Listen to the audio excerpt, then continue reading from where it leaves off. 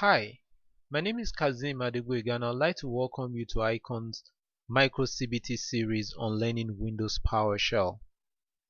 So what is Windows PowerShell? Windows PowerShell is a scripting platform with command line interface that allows users and administrators manage every aspect of their computer. Also, if you feel you have a task that you perform repetitively, then you can look at leveraging on the scripting aspect of PowerShell to automate that given tasks. Also, do keep in mind that PowerShell is made up of verb-noun syntax called cmdlets. This cmdlet, by the way, is pronounced commandlets. An example of commandlets include get help, set date, get user, so on and so forth. With these basics in mind, let's get our hands dirty by taking a look at some PowerShell commandlets, shall we? The first thing we need to do here is to launch Windows PowerShell. And depending on the operating system version that you're running, you can launch Windows PowerShell from the task bar. This is the task bar, and this is what the Windows PowerShell button looks like. Usually you access the Windows PowerShell right after the server manager.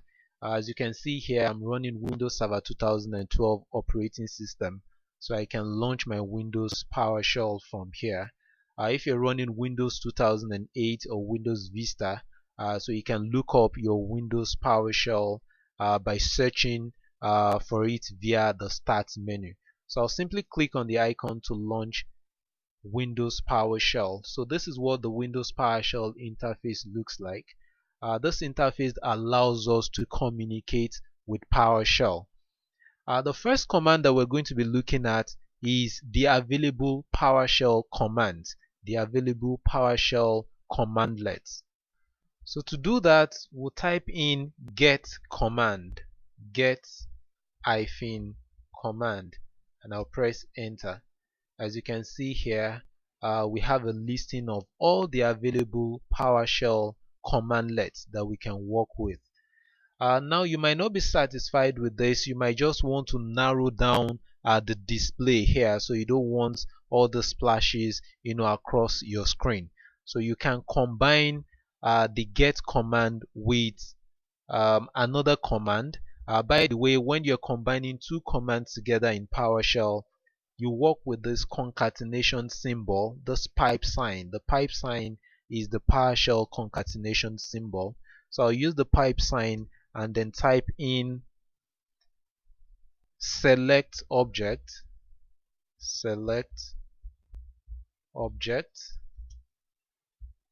First, let's attempt to select the first 50 PowerShell commands. Good. So as you can see here, it displayed to us the first 50 PowerShell commandlets. Also, do keep in mind that PowerShell is backward compatible with the old command prompt commands. For instance, if I need to view the content of a directory, right now my present working directory is administrator.iconsbootcamp. So if I want to see all the files and folders that we have inside this directory or inside this folder, in DOS we're used to type in dir. Now dir still works in PowerShell because PowerShell sees dir in form of aliases. So to view the content of a directory in PowerShell, the command is no longer dir. If you need to do that, you work with get child item. Get child item gets the job done for you in PowerShell. How about if we need to clear the screen in PowerShell? The command is no longer cls, so even though cls still works, like I told you earlier that PowerShell is backward compatible with command prompt, but it's no longer cls, it is now clear host, and then it clears the screen. How about changing drives or directory? For instance, if I need to change directory from my present working directory to the root directory of my C, how do I do that? To change directory, in DOS it used to be CD, for change directory, but now it is set location. Set location. Then I can go straight to my C drive by typing C:\\, takes me straight to my C drive. If I need to access my other drive, I should have a D drive here, so I can do set location D:\, as you can see. So that is how you change directories or how you change drives in PowerShell. Then how about if you need to create files or you need to create directory in PowerShell? How do you do that? To create a file or a directory in PowerShell, you type in new item, new item, space, the name, and then the name of the item follows it. Let's call this new folder. Now keep in mind that you can't have spaces between words. So if you want to have space between words of your file or your directory name, then you need to make sure that it is in double quotes, so it is quoted. Now the new folder is the name of my folder, so I need to specify what type it is. So type, is it a directory or a file? If I need it to be a file, I'm going to type file at the end, and if I need it to be a directory, I'll type in a directory, okay, at the end. Okay, access is denied. The reason why access is denied is because I can't directly create directory in the D drive. I think the D drive should be my DVD-ROM drive here. Let's confirm that. Okay, as you can see here, the D drive is my DVD-ROM drive. Let's go back to PowerShell, and I'll switch directory again. I'll switch drive by typing set location and then C drive, C:\work, and then let's attempt the command one more time. Good. As you can see here, we've created the directory called new folder, and to confirm that the directory is being created, we'll type in get child item, and this is the directory new folder. Also, if you're new to PowerShell and you need to get help about a given command, so you can do that by typing get help. For instance, let's get help about the get child item command. Get child item,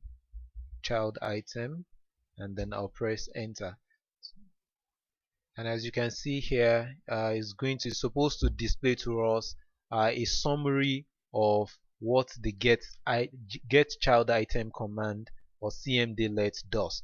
For more verbose information, you can work with the -full, the full switch, and then you get more verbose information, as you can see here.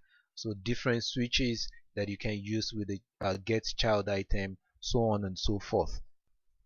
Good and good. Now this is a micro CBT, as you can tell, and is not intended to be intensive in any way. So it's just meant to give you the basics of that particular topic. But before wrapping up, I'd like to give you an advice. And my advice to you is that if you truly want to remain valuable as an administrator, then I implore you to embrace PowerShell. Now the reason is because a lot of administrators tend to think that PowerShell is an option, whereas it isn't. In fact, as a matter of fact, PowerShell is a necessity.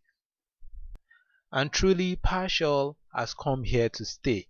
So if you take a look at PowerShell closely, you'll notice that PowerShell is an integral part of Windows Server, is an integral part of Exchange Server, Link Server, SQL Server, name it. So any new or latest Microsoft technology supports PowerShell. So the immense power of PowerShell is worth tapping into. So I hope this has been informative, and I'd like to thank you for using Icon CBT.